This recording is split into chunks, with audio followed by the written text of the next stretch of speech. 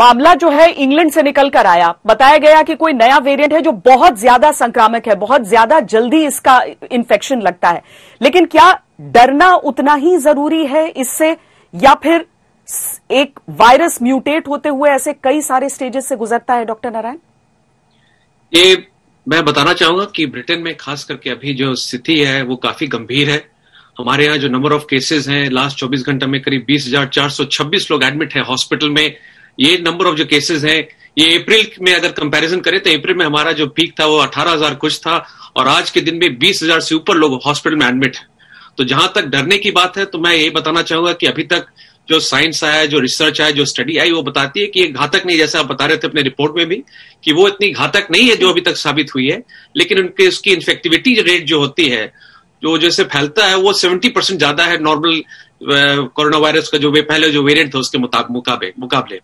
अभी जो ये नया वेरिएंट है जो कि B.1.1.7 जिसका नाम दिया गया है, और सरकार की जो एजेंसी है NERVTAC, जो कि new emerging respiratory virus advisory group जो होती है, जो सरकार और प्रधानमंत्री को जो एडवाइस करती है, उनका भी एक मानना है कि ये वायरस अभी उतना घातक नहीं है। लेकिन जिस तरह से ये फैल रहा है हमारे हॉस्पिटल्स में अक्रॉस इंग्लैंड सब हॉस्पिटल्स के बेड भर गए हैं, तो नंबर ऑफ केसेस काफी तेजी से फैल रहे हैं।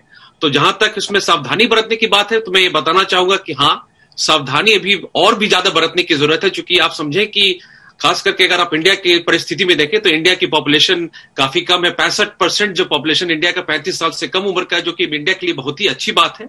लेकिन आप ये समझें कि अगर ये महामारी फैलती है तो जो कमजोर हैं, जो बुजुर्ग हैं, जो की इम्यूनिटी कम है, उनको रिस्क होना, उनका इन्फेक्शन फैलने की चांस काफी बढ़ जाती है। तो इसलिए जरूरी है कि हम लोग अपना अलर्टनेस लेवल काफी तेज करें। ब्रिटेन की सरकार ने आज आर्मी कॉल कर दिया है, आर्मी का आह्वान किया गया है कि कल से 1500 आर्मी के जवान डिफरेंट हॉस्पिटल्स में, डिफरेंट स्कूल्स में ये जो जांच होती है कोरोना की, उसको तेजी से बढ़ाने का काम करें ताकि और लोग को हम लोग स्क्रीन करके उनको सेग्रीगेट करके उनको अलग कर सकें। तो इसलिए जरूरत है कि हम लोग अपनी भी जो तैयारी है उसको और तेजी से बढ़ाएं और कोविड के खिलाफ। गंगा खेडकर जी, आपने जब कोरोना की शुरुआत हुई थी उसके बाद से हर एक प्रेस कॉन्फ्रेंस में हमने देखा आपको, हमने हर एक चीज जो कोरोना की एक एक करके हमने समझी, आप ही के जरिए समझी थी। लेकिन आज जो एक नई जगह पर हम खड़े हो गए हैं, ये कितना अलग हम समझे? एक वेरिएंट अगर कहते हैं कि कोरोना 2.0, ये कितना अलग हम समझे? और लोग क्या अपनी सावधानियों में कोई फर्क होगा, या फिर हम समझे जो अभी तक सावधानियां थी बस उसे ही कुछ ज्यादा बढ़ा लेना है? देखिए, ये आरएनए वायरस है। आरएनए वायरसेस अक्सर म्यूटेट होते जाते हैं। हर म्यूटेशन को हम डरते नहीं हैं। सिर्फ इसमें एक चीज हुई है जो यूके के वेरिएंट में है, ये स्पाइक प्रोटीन के अंदर ये म्यूटेशन हुआ है। अब एक म्यूटेशन से बहुत सारा फर्क पड़ेगा ऐसे तो लगता नहीं है, फिर भी हमको थोड़ा सा एतबार रखना ये जरूरी है। हम लोगों ने इस बीमारी के खिलाफ ऐसे हिसाब से अगर आप देखें तो सबसे अच्छी लड़ाई लड़ी हुई है। हमारे यहाँ हमारा आउटब्रेक जो है वो देरी से आने के लिए, 5 महीने देरी से आने के लिए हमने लॉकडाउन लगाया था, उसका पालन भी अच्छा किया। आज ये अच्छे पालन की वजह से हमको अभी भी क्या दिख रहा है, तो फर्स्ट वेव अभी अभी खत्म हो रही है। हमको अगर दूसरी वेव आने नहीं देना है तो हमको ये जो डिक्लाइन दिख रहा है इन्फेक्शन में, इसका गलत अर्थ समझ के हमने अगर कोविड एप्रोप्रिएट बिहेवियर अगर पालन नहीं किया तो हमको फिर यही विषाणु ज्यादा फैले हुआ दिखने का डर रहेगा। इसलिए हमको दूसरा कुछ और करने की जरूरत नहीं है, हमको यही कोविड एप्रोप्रिएट बिहेवियर फॉलो करना है। सरकार ने ये भी ऐलान किया है कि जो भी ब्रिटेन से आते हैं उनका RT-PCR भी होगा। जो भी यात्री हमारे देश में आना चाहता है उनको 72 आवर्स पहले RT-PCR करना पड़ेगा, और वो RT-PCR निगेटिव रहे तो ही आना है। सब लोगों ने सरकार का सपोर्ट करना चाहिए।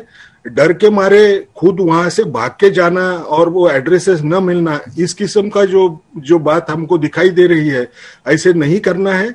हर इंडिविजुअल ने रिस्पॉन्सिबल बिहेवियर अगर बताया तो हमको नहीं लगता है कि इस बीमारी के खिलाफ हमको लड़ने में बहुत ज्यादा दिक्कत आएगी। जो हो रहा है वो तो होना था, उसके खिलाफ लड़ने में वही कोविड एप्रोप्रिएट बिहेवियर हमको चालू रखना है।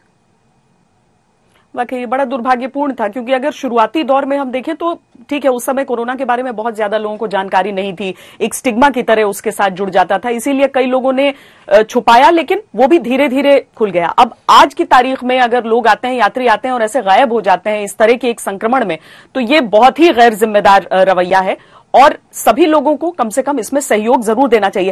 लेकिन डॉक्टर महाजन, सिर्फ एक इंग्लैंड नहीं बल्कि उसके बाद एक के बाद एक खबरें आने लगी कि दूसरे देशों के भी अलग अलग वेरिएंट्स हैं, अलग अलग जगहों से कोरोना का जो वायरस है वो अलग रूप में नजर आ रहा है, और इसीलिए लोगों के मन में एक संशय सा, कई सारे सवाल उठने खड़े हो गए।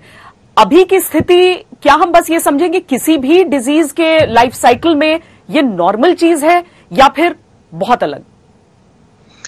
ये बहुत नॉर्मल है। जैसे डॉक्टर गंगा खेडकर ने भी बताया, ये आरएनए वायरस है, इसमें म्यूटेशन होते हैं और हजारों हो चुके हैं।